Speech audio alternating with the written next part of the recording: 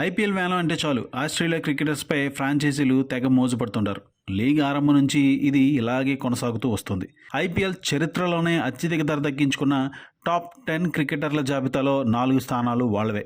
Stark, Cummins తొలి 2 ప్లేస్లో ఉండగా క్యామరూన్ గ్రీన్ 2023లో 15,50,00,000కు అమ్ముడుపోయాడు. ఇతను 4వ స్థానంలో నిలిచాడు. కమిన్స్ 2020లో 15,50,00,000తో 9వ స్థానంలో ఉన్నాడు. ఈ జాబితాలో ఇద్దరు ఇంగ్లాండ్ ఆటగాళ్లు శ్యామ్ కరణ్ 18,50,00,000, బెన్ స్టోక్స్ 16,25,00,000, ఒక దక్షిణాఫ్రికా ఆటగాడు Chris Morris 16,25,00,000, West Indies cricketer Nicholas Pooran 16 కోట్లు, ఇద్దరు భారత ఆటగాళ్లైన యువరాజ్ సింగ్ 16 కోట్లు, ఇషాన్ కిషన్ 15,25,00,000తో ఉన్నారు.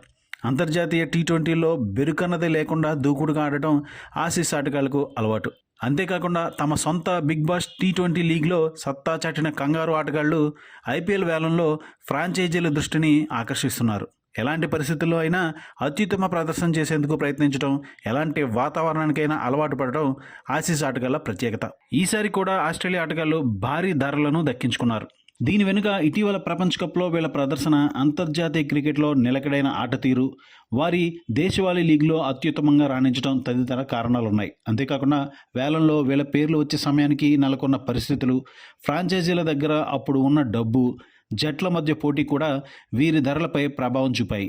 ఈసారి అత్యధిక ధర పలికిన టాప్ 6 ఆటగాళ్లలో 3 ఆస్ట్రేలియా క్రికెటర్లు ఉన్నారు.